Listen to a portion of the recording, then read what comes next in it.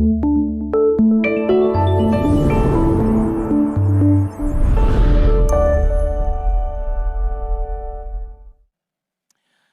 sejahtera bagi kita semua, selamat pagi, selamat Hari Raya Pentakosta bagi kita semua. Dan tentu kita sangat berbahagia di hari ini kita boleh merayakan Hari Raya Pentakosta atau Pantekosta. Saudara, hari ini sekali lagi adalah Hari Raya Pentakosta. Dan saya rindu, sekali lagi saya rindu kita bukan hanya sekedar merayakannya. Saya rindu kita bukan hanya sekedar datang ke gereja dan merayakan karena hari ini adalah Hari Raya Pentakosta. Tetapi saya rindu kita semua ingin mengalami kuasa Pantekosta dalam diri kita. Amin, saudara. Jadi sekali lagi bukannya sekedar datang lalu merayakan Hari Raya Pentakosta. Tetapi kita rindu mengalaminya. Kuasa Pantekosta. Karena apa? Sebab kuasa ini sudah dijanjikan. Ya. Kuasa ini sudah dijanjikan Tuhan kita. Kuasa ini merupakan perjanjian Tuhan bagi kita. Nah, sebenarnya kalau saudara melihat di dalam Alkitab kita, khususnya di dalam perjanjian lama, sebetulnya perayaan Pantekosta atau Pentakosta ini sudah dilakukan bangsa Israel sejak zaman Musa. Kalau saudara bisa melihat di dalam kitab Keluaran. Dan kita tahu bersama di Israel atau di bangsa Israel itu ada 3 hari raya besar yang harus diperingati, yang harus dirayakan bangsa Israel. Tentu kita tahu yang pertama ada Hari Raya Paskah. Dan yang kedua Hari Raya Pentakosta. Dan yang ketiga adalah Hari Raya Pondok Daun-Daunan. Dan ini saudaraku, ini merupakan suatu rangkaian hari raya yang harus dirayakan. 3 hari raya besar ini adalah satu rangkaian hari raya yang harus dirayakan bangsa Israel setiap tahun. Dan bagi bangsa Israel, saudaraku, merayakannya secara simbolik. Kalau saudara melihat ya di dalam kitab Keluaran. Tetapi kita merayakannya sebagai penggenapannya. Amin, saudara. Bangsa Israel merayakannya secara simbolik, tetapi kita merayakannya sebagai penggenapan. Kalau saudara lihat perayaan Paskah pertama yang dilakukan orang Israel di Mesir. Ya, kita tahu. Dan penggenapannya yaitu saat Yesus mati di kayu salib. Jadi gereja mengalami perayaan Pentakosta yang sesungguhnya. Bukan secara simbolik. Dan yang terakhir yaitu Hari Raya Pondok Daun-Daunan. Ini belum digenapi. Jadi Hari Raya Pondok Daun-Daunan ini belum digenapi. Tetapi saudaraku nanti akan digenapi ketika gereja Tuhan disingkirkan di padang gurun. Baik, kita akan lihat Alkitab kita. Di dalam Kisah Para Rasul, ayat ini selama 10 malam selalu disebut. Tadi malam juga begitu, Bapak Yusuf juga mengangkat ayat ini. Di dalam Kisah Para Rasul pasal yang kedua, kita lihat mulai dari ayat yang pertama sampai ayat yang keempat, saudara bisa perhatikan. Kisah Para Rasul pasal 2 ayat pertama sampai ayat yang keempat. Ketika tiba hari Pentakosta, semua orang percaya berkumpul di satu tempat. Tiba-tiba turunlah dari langit suatu bunyi seperti tiupan angin keras yang memenuhi seluruh rumah di mana mereka duduk. Dan tampaklah kepada mereka lidah-lidah seperti nyala api yang bertebaran dan hinggap pada mereka masing-masing. Ayat 4, maka penuhlah mereka dengan Roh Kudus. Lalu mereka mulai berkata-kata dalam bahasa-bahasa lain seperti yang diberikan oleh Roh Kudus. Saudara dapat garis bawahi, bahasa ini diberikan oleh Roh Kudus kepada mereka untuk mengatakannya.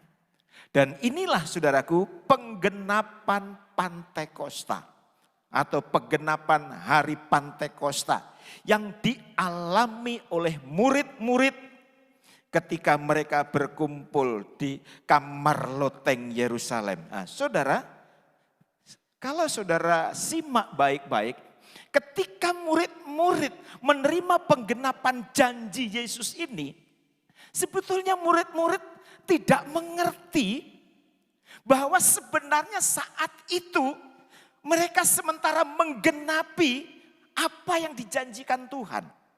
Sekali lagi, ketika murid-murid mengalami pengalaman yang dahsyat, pengalaman yang luar biasa, sebetulnya murid-murid juga tidak mengerti kalau mereka sedang menggenapi hari raya Pantekosta. Mereka tidak tahu, saudaraku. Coba kita lihat ayat selanjutnya, yaitu ayat yang kelima. Di dalam Kisah Para Rasul, pasal yang kedua, ayat yang kelima. Di sana dikatakan, waktu itu di Yerusalem diam orang-orang Yahudi yang saleh dari segala bangsa di bawah kolong langit. Apa maksud dari ayat ini, saudara?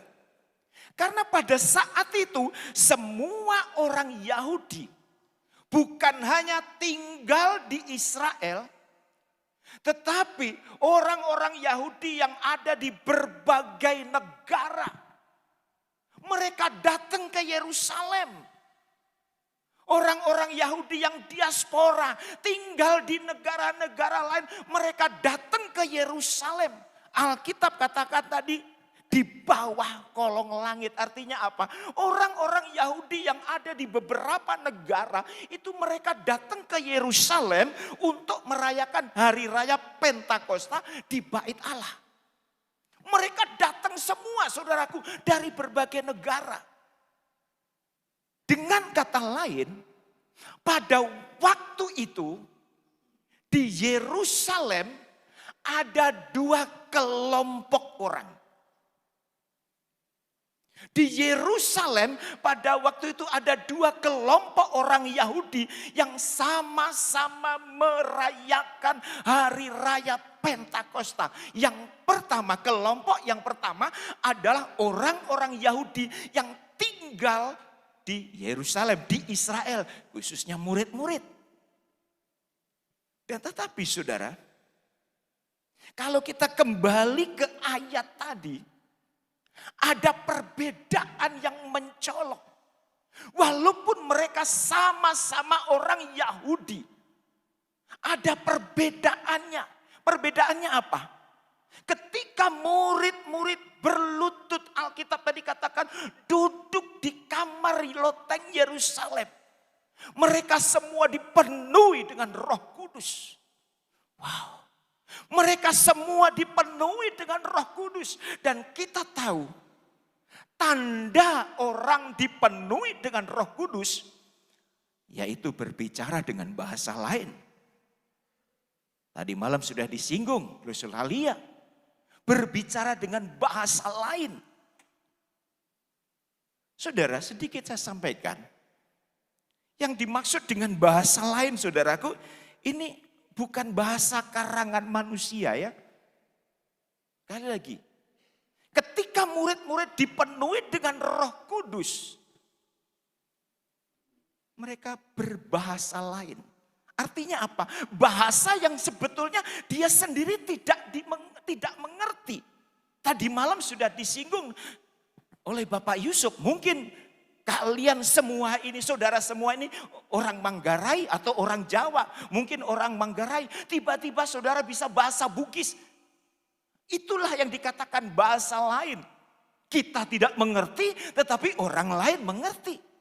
Jadi yang dimaksud bahasa lain itu bukan bahasa asal ngomong. Apa orang Jawa bilang ya? Gecaprus atau apa itu istilahnya. Bukan hanya sekedar ngomong, saudaraku. Tetapi bahasa ini diilhamkan oleh Roh Kudus untuk mengatakannya. Dengan kata lain, bahasa roh tidak diajarkan oleh manusia. Amin, saudara. Amin. Bahasa roh tidak diajarkan oleh manusia. Bahasa roh tidak diajarkan oleh hamba Tuhan. Sekalipun hamba Tuhan itu terkenal, itu tidak bisa diajarkan. Alkitab dengan jelas tadi mengatakan, sekali saya akan baca. Maka penuhlah mereka dengan Roh Kudus, lalu mereka mulai berkata-kata dalam bahasa lain seperti yang diberikan oleh Roh Kudus. Saya tekankan, bahasa roh tidak boleh diajarkan oleh manusia. Itulah sebabnya ada satu organisasi gereja, saya tidak perlu menyebutkan namanya. Dia sampaikan kepada jemaatnya, kalau kamu ingin dipenuhi Roh Kudus, kamu ngomong begini. Agar memancing Roh Kudus masuk di dalam hatimu. Kamu ngomong sandal lama. Kapan sandal barunya? Lama terus.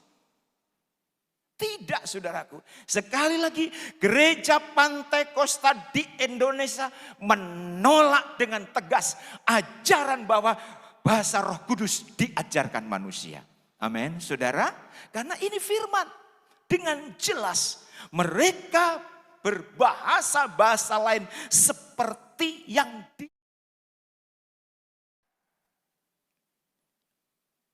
oleh Roh Kudus, seperti yang diberikan atau diilhamkan oleh Roh Kudus. Jadi saudara, jangan sampai saudara hadir pada saat pagi hari ini merayakan hari raya Pantai Kosta, hanya sekedar merayakannya, tetapi kita tidak mengalami kuasa daripada Pantai Kosta itu.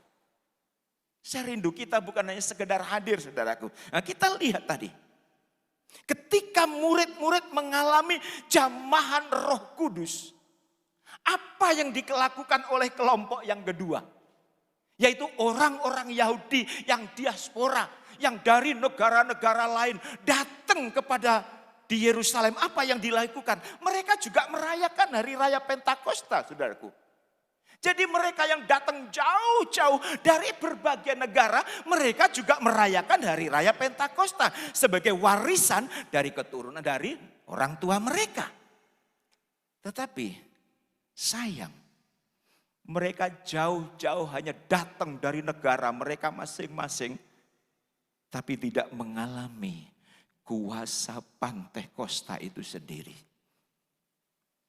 Sementara murid-murid berlutut berdoa seperti saudara-saudara selama 10 malam di tempat ini. Dipenuhi, dijamah oleh Roh Kudus. Orang-orang Yahudi dari berbagai negara, mereka datang juga merayakan hari Pantai Kosta seperti murid-murid, tetapi mereka sekedar datang dan sekedar merayakannya. Hanya tradisi, hanya kebiasaan. Saudara, saya mau kasih tahu, kalau kedatangan saudara datang ke gereja hanya tradisi, hanya kewajiban sebagai orang Kristen hari Minggu masuk gereja, saudara pulang tidak akan mendapatkan apa-apa. Amin, saudara. Kalau kehadiran saudara pagi hari ini merayakan karena hari ini adalah hari raya Pentakosta, aku harus hadir. Hanya sekedar itu, maka kita akan dikelompokkan seperti kelompok orang Yahudi yang kedua tadi. Dari jauh-jauh datang tetapi tidak merasakan kuasa Pantai Kosta di dalam kehidupannya. Karena apa? Ya, tradisi, kebiasaan. Saya tidak ingin itu terjadi dalam hidup kita. Saudara, inti dari hari Pantai Kosta, sentral dari hari Pantai Kosta itu Roh Kudus. Ya. Inti dari hari raya Pantai Kosta itu adalah Roh Kudus. Jadi kita harus mengalaminya secara pribadi. Nanti saudara, Ketika saudara mengalami pengalaman Pentakosta, akan ada perubahan terjadi yang radikal dalam hidup saudara. Percaya saja. Tanya kepada anak-anak Tuhan yang pernah mengalami bagaimana jamahan Roh Kudus bekerja di dalam hidupnya. Perubahan terjadi secara radikal, saudaraku. Dan saya berdoa, saya berharap semua jemaat GPDI Bukit Sion Labuan Bajo, mulai dari anak-anak remaja sampai lansia mengalami kuasa Roh Kudus ini. Amin, saudara. Berikan kemuliaan untuk Tuhan kita Yesus. Ini menjadi doa saya sebagai gembala. Ini menjadi harapan saya. Semua jemaat bukan sekedar datang merayakan hari raya Pentakosta, tetapi mengalami jamahan daripada Roh Kudus itu sendiri. Jadi jangan sampai kita tidak mengalami apa-apa. Jangan sampai kita tidak tahu, oh ya begitu sudah, setiap tahun kami harus merayakan Pentakosta. Saya tahu itu di dalam Alkitab. Jangan, saudaraku. Atau barangkali saudara hanya sekedar melihat orang dipenuhi dengan Roh Kudus. Saudara, jangan begitu. Saudara harus mengalami secara pribadi. Karena apa? Ini sudah dijanjikan Tuhan, saudara. Ini sudah janji Tuhan. Janji Tuhan bagi saudara, bagi gerejanya yang hidup di akhir zaman. Dan kita kembali ke firman Tuhan. Kelompok yang kedua tadi. Ketika melihat orang-orang Yahudi yang dari negara-negara lain datang ke Yerusalem merayakan hari raya Pentakosta, melihat murid-murid berbahasa roh, murid-murid berbahasa lain, selain mereka tidak mengalami kuasa Pentakosta, apa yang dilakukan oleh orang-orang Yahudi yang dari berbagai negara? Alkitab katakan dia justru mengejek. Alkitab katakan dia justru mengolok, justru menghina, menyindir, menganggap murid-murid sementara mabuk. Kita lihat ayatnya. Di dalam Kisah Para Rasul pasal 2 ayat yang ke-13. Tetapi orang lain. Siapa orang lain itu? Orang-orang Yahudi yang juga datang merayakan hari raya Pentakosta. Yang dari jauh-jauh mereka apa? Bukan dipenuhi dengan Roh Kudus, bukan mengalami kuasa Pentakosta, tetapi ketika mereka melihat murid-murid dipenuhi dengan Roh Kudus, dengan berbahasa-bahasa asing yang diberikan, yang diilhamkan oleh Roh Kudus, mereka menyindir. Mereka menganggap murid-murid sedang mabuk.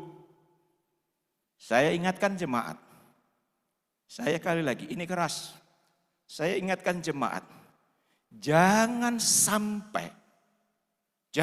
sampai ada orang yang sementara berbahasa asing. Mungkin di sebelahmu, sebelah kirimu, sebelah kananmu, atau di sekitarmu. Mereka sementara berbahasa asing. Lalu kalian mengejeknya, hati-hati. Jangan sampai kita seperti orang Yahudi yang dari negara-negara lain ini. Amin, saudara. Amin, saudara. Jangan sampai kita coba-coba mengejek, mengolok apa itu. Hati-hati. Jangan sampai kita menghujat Roh Kudus. Mengapa mereka mengejek? Karena mereka tidak mengalami bagaimana rasanya dijamah oleh Roh Kudus, saudara. Mereka tidak mengalami, mereka hanya sekedar datang, mereka sekedar hadir, mereka memenuhi sebagai orang Yahudi harus datang ke bait suci untuk merayakan hari raya Pentakosta.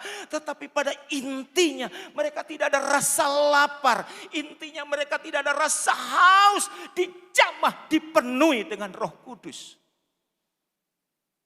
Akhirnya apa? Karena mereka tidak mengalami apa yang dialami oleh murid-murid.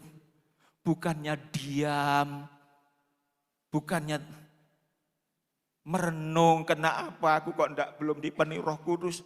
Tetapi yang justru mengejek, justru mengolok, menganggap murid-murid sedang mabuk. Saudara, jangan sampai ini terjadi di dalam gereja ini. Dan saudara tahu, ketika kita dipenuhi dengan Roh Kudus, seperti tadi malam sudah dikatakan, itu bukan untuk gagah-gagahan. Ingat, bagi saudara-saudara yang sudah dipenuhi dengan Roh Kudus, itu bukan kita jadikan aku lebih hebat dari jemaat lain yang belum dipenuhi Roh Kudus. Jangan saudara menganggap aku yang lebih hebat daripada orang lain yang belum dipenuhi Roh Kudus. Saya mau kasih tahu, ketika saudara dipenuhi dengan Roh Kudus, ketika Roh Kudus menguasai saudara, dan ketika saudara dijamah oleh Roh Kudus, di balik jamahan Roh Kudus itu ada tanggung jawab yang Tuhan berikan kepada kita. Jadi bukan hanya untuk gagah-gagahan, bukan hanya untuk merasa dirinya lebih hebat daripada orang lain. Tetapi ketika saudara dijamah oleh Roh Kudus, ketika saudara dipenuhi oleh Roh Kudus, ada tanggung jawab yang Tuhan berikan kepada kita. Apa itu tanggung jawabnya? Kita lihat kisah 1 ayat 8. Kisah para Rasul pasal 1 ayat 8. Tetapi kamu akan menerima kuasa kalau Roh Kudus turun atas kamu. Dan kamu akan menjadi saksiku. Ini tanggung jawab anak Tuhan, gereja Tuhan yang sudah dipenuhi dengan Roh Kudus. Sekali lagi bukan hanya untuk gagah, bukan untuk gagah-gagahan, merasa diri hebat daripada teman lain. Tetapi ada tanggung jawab yang diberikan Tuhan kepada kita, yaitu kita menjadi saksi. Amin, saudara. Amin. Jangan sampai terima kasih Tuhan. 10 malam Tuhan sudah menjamah saya. 10 malam Tuhan sudah memenuhi saya dengan urapan Roh Kudus. Terima kasih. Ingat, di balik jamahan Roh Kudus, di balik urapan yang saudara alami, ada tanggung jawab yang Tuhan titipkan. Alkitab tadi, kita harus menjadi saksi. Jadi ketika kita dipenuhi oleh Roh Kudus, secara otomatis kita harus menjadi saksi. Tidak perlu lagi didorong-dorong oleh orang lain. Kamu sudah dipenuhi Roh Kudus loh, kamu harus melayani.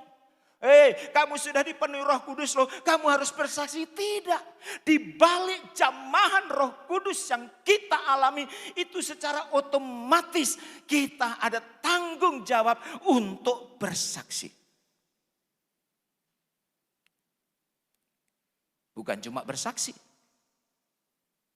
Alkitab tadi katakan, kamu akan menjadi saksiku. Saudara, ada perbedaan antara bersaksi dan menjadi saksi. Bersaksi, kita menceritakan kepada orang lain, Yesus itu juru selamat. Amin.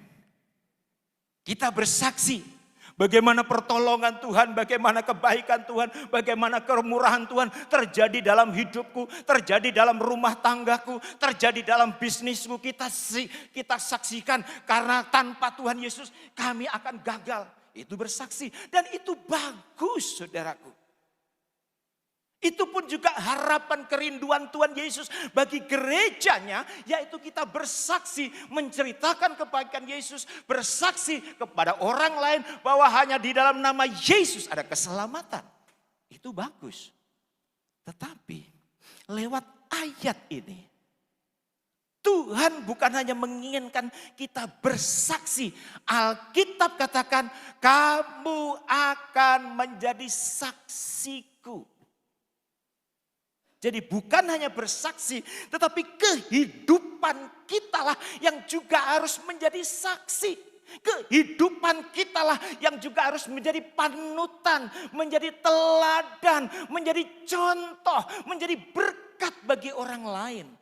Jadi selain bersaksi, dan itu memang bagus, Allah mau, Yesus mau, kehidupan kita juga menjadi contoh, menjadi saksi, saudara.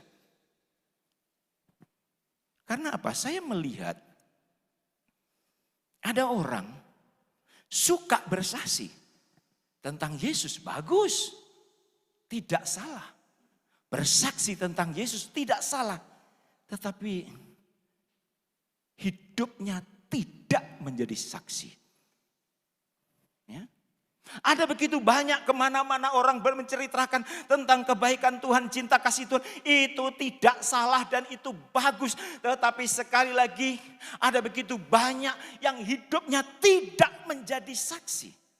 Saya mau kasih tahu.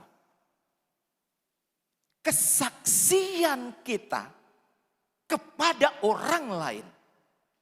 Cerita kita tentang Yesus kepada orang lain. Tidak akan terlalu berdampak kalau hidup kita tidak menjadi saksi. Ya. Kesaksian yang bagus, cerita yang bagus tentang Yesus, tetapi tidak didukung dengan kehidupan yang baik, tidak didukung dengan kehidupan yang menjadi berkat, maka kesaksian kita itu hambar, saudaraku. Tidak ada kuasa di dalam kesaksian kita. Tidak sampai menyentuh hati orang itu. Ya, untuk itu mari. Ada 2 tugas yang Tuhan berikan. Selain kita bersaksi, hendaknya kita juga menjadi saksi, menjadi teladan. Karena kalau apa? Kalau kita hanya bersaksi, lalu kehidupan kita tidak menjadi berkat, saudara. Kehidupan kita tidak menjadi teladan. Maka yang akan kita terima mungkin ejekan. Yang akan kita terima mungkin olokan. Cuma jago ngomong tapi kehidupannya begitu. Hah? Kalau bersaksi tentang Yesus luar biasa. Ternyata hidupnya begitu. Jadi sepertinya kesaksian kita di mana-mana tidak ada kekuatan. Karena apa? Orang melihat bukan hanya mendengar kesaksian kita, tetapi juga melihat kehidupan kita. Amin, saudara. Itulah sebabnya firman Tuhan dengan jelas tadi dikatakan, kamu akan menerima kuasa kalau Roh Kudus turun atas kamu. Dan kamu akan menjadi saksiku. Inilah yang Tuhan inginkan, saudaraku. Jadi mulai sekarang kita mau belajar menjadi pribadi-pribadi yang menjadi contoh, menjadi berkat, menjadi teladan. Amin, saudara. Jadi jangan bangga terlalu, wah aku sudah dipenuhi Roh Kudus. Aku lebih hebat daripada orang lain. Ingat sekali lagi, di balik jamahan Roh Kudus, secara otomatis ada tanggung jawab yang Tuhan berikan. Apalagi saat ini kita sudah hidup di akhir zaman, di mana kondisi situasinya semakin hari bukan semakin baik, saudaraku. Di mana hidup kita sudah mulai menggenapi firman Tuhan, saudara. Sebelum Yesus datang kembali, ada peristiwa-peristiwa besar yang akan terjadi dan itu menggenapi firman Tuhan. Dan itu sungguh-sungguh mengerikan. Sekali lagi, tahun-tahun ke depan, kondisi kita bukan semakin baik. Walaupun kita berdoa, aku yakin kondisiku semakin baik. Tetapi Alkitab katakan bahwa kasih manusia makin lama akan menjadi tawar. Dan akibat kasihnya tawar, kejahatan memuncak. Ini akan terjadi dan harus terjadi, saudaraku. Kalau saudara melihat di dalam kitab Wahyu, ada beberapa peristiwa yang harus terjadi sebelum Yesus datang kembali. Yang pertama, 7 meterai itu harus dibuka. Saya sebetulnya sudah gambar saudaraku, tapi belum terlalu sempurna. Tapi nanti satu saat akan saya tayangkan. Jadi sebelum Yesus datang, ada 7 meterai itu harus dibuka. Nanti saudara lihat di dalam kitab Wahyu.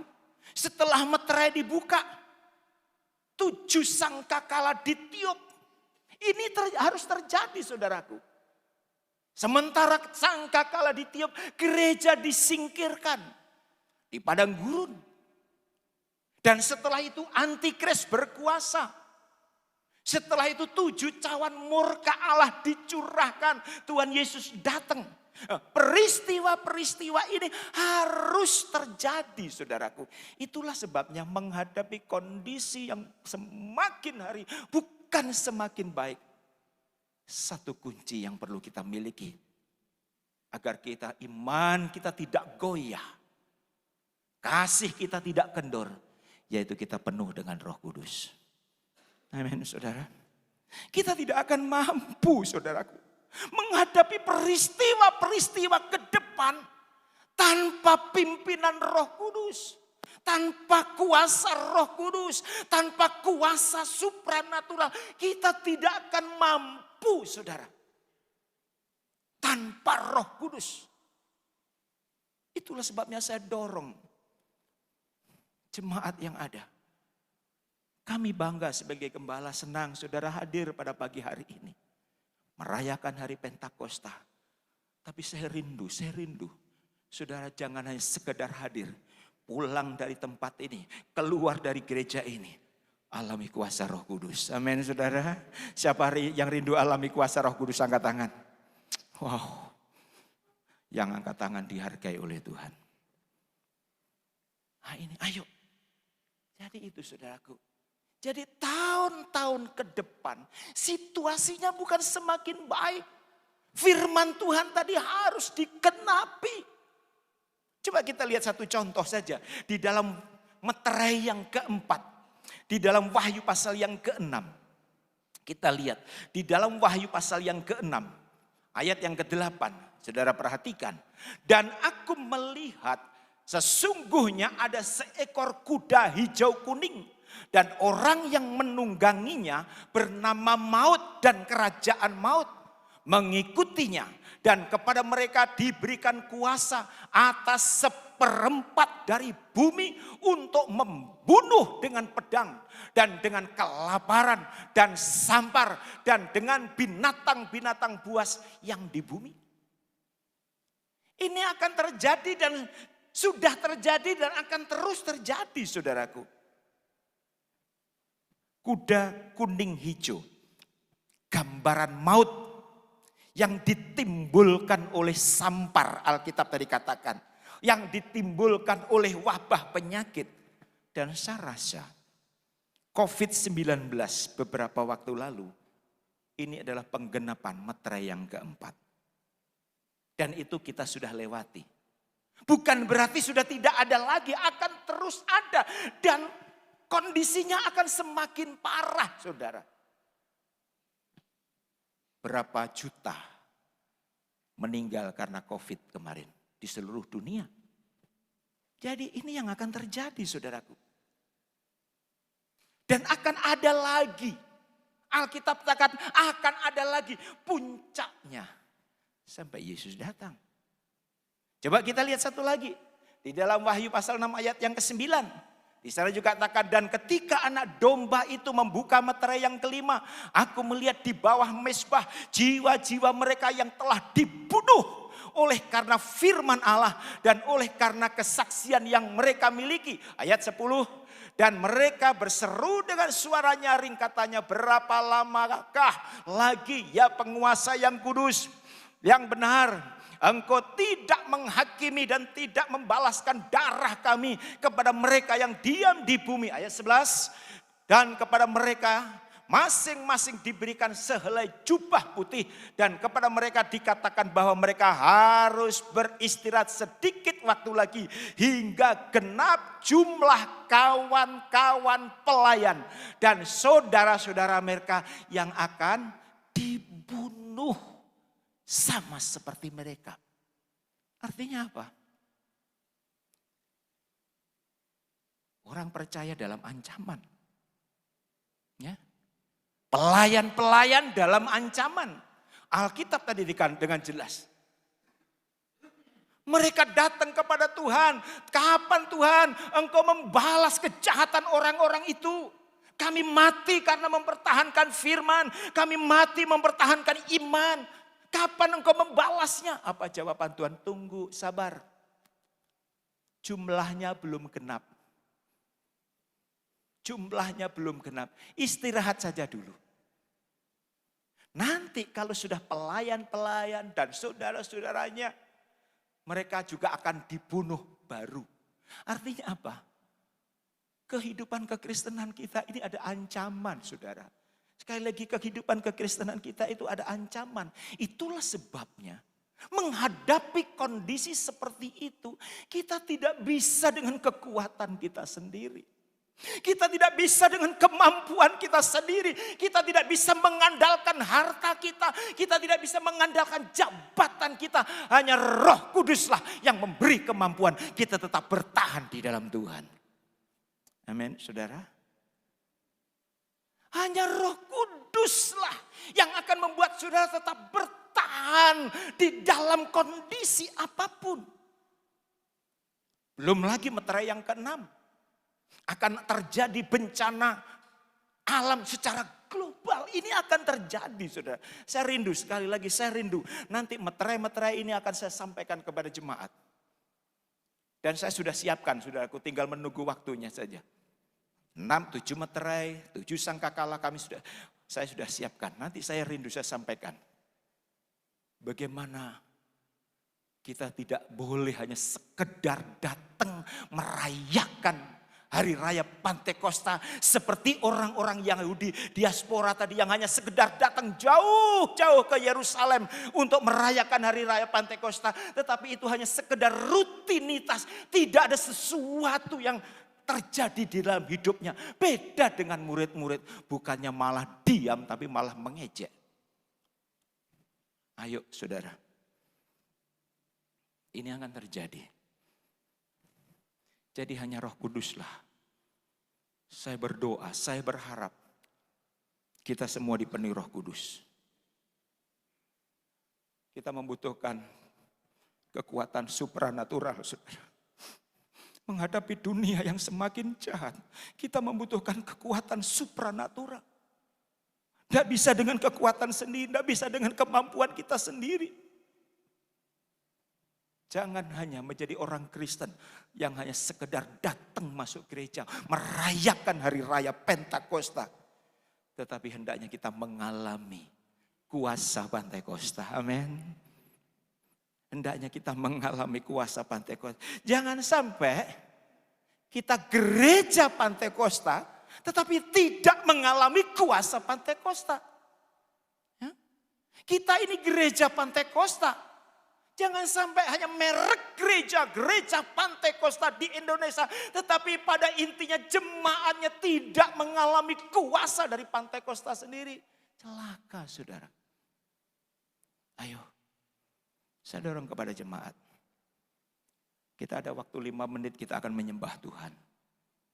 Mungkin ibadah kita hari ini berbeda dengan ibadah-ibadah lain. Silakan pemain musik.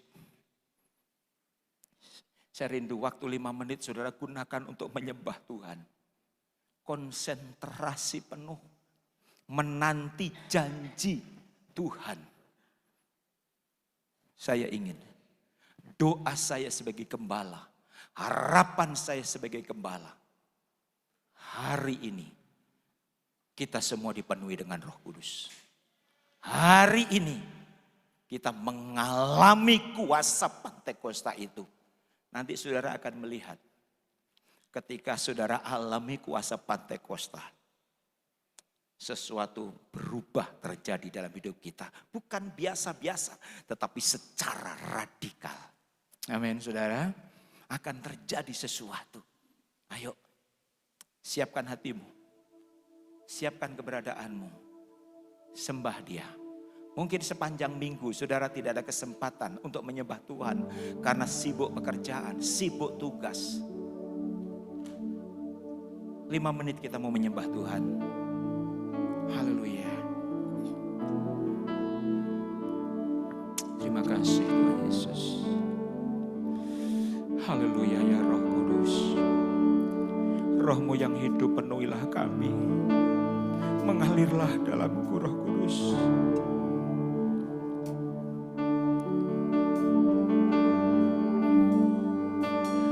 Roh-Mu yang hidup penuhiku, mengalir dalamku.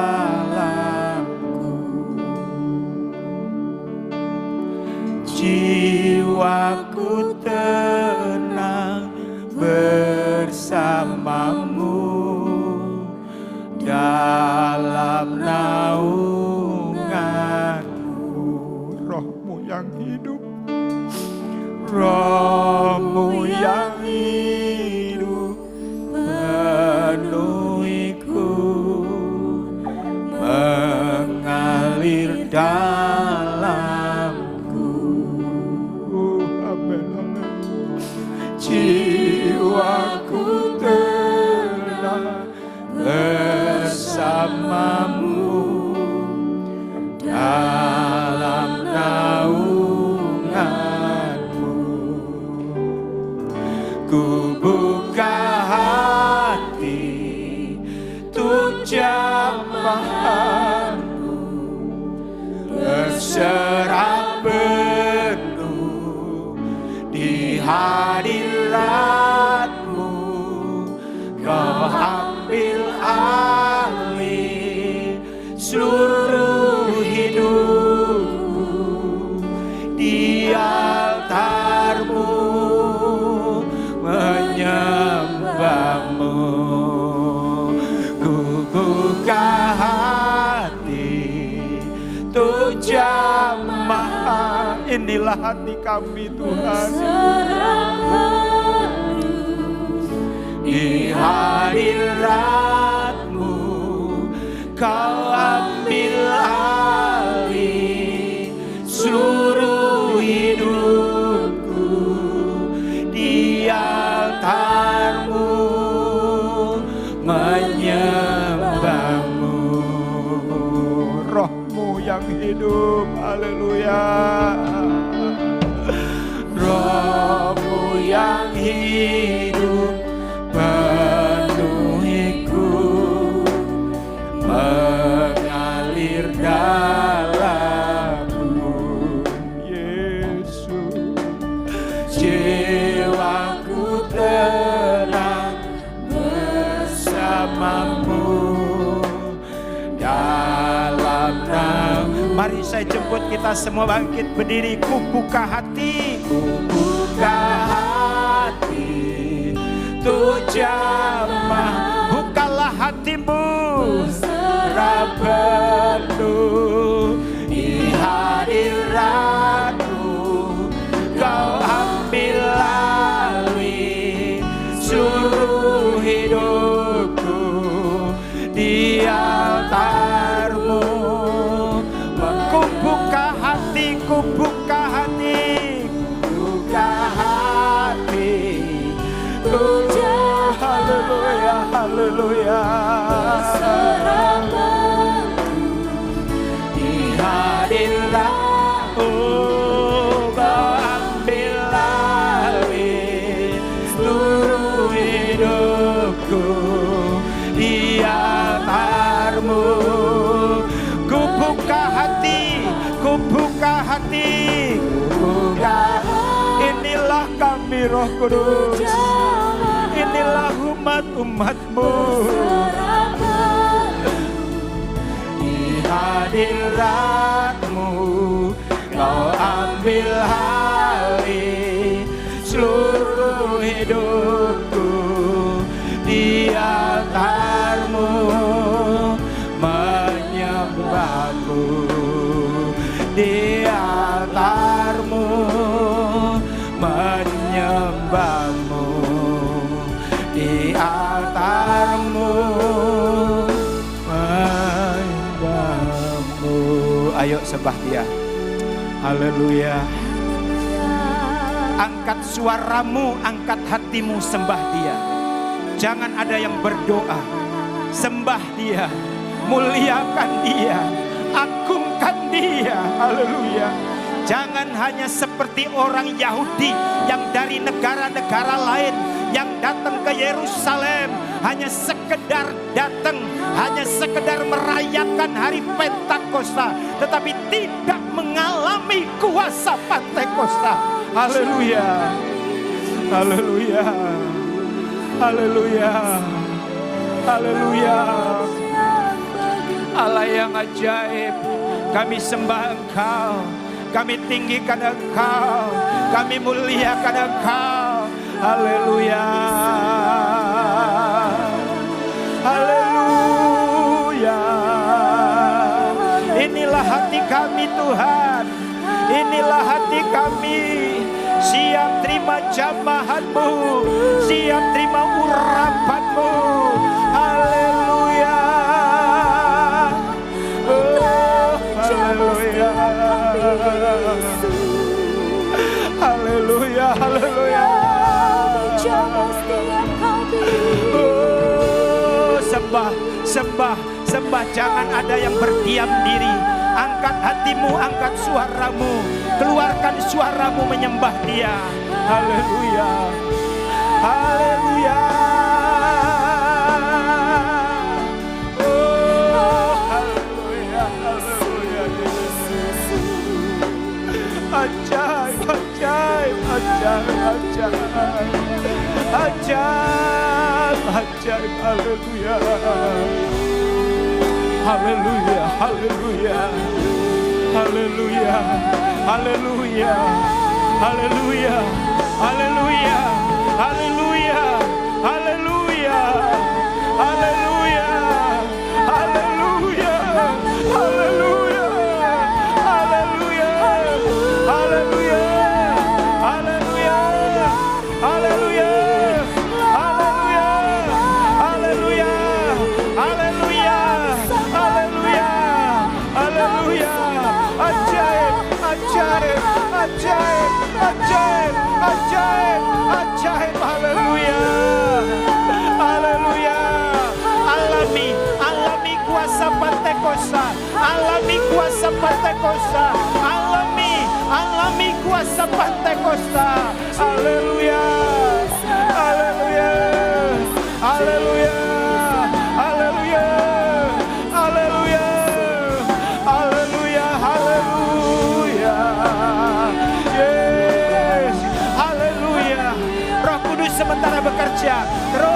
Terus sembah Dia, sembah Dia, sembah Dia, agungkan Dia. Haleluya. Haleluya. Haleluya. Haleluya. Haleluya. Haleluya.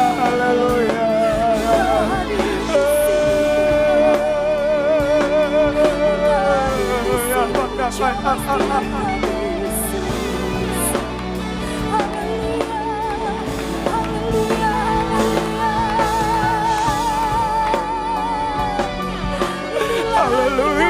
Haleluya, haleluya, haleluya. Haleluya, Yesus, haleluya.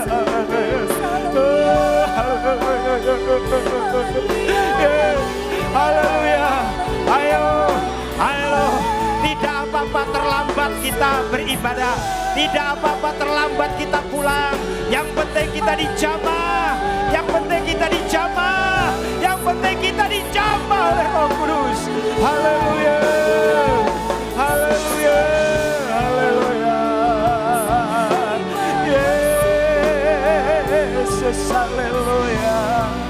Haleluya. Haleluya. Haleluya. Haleluya. Haleluya. Namanya malam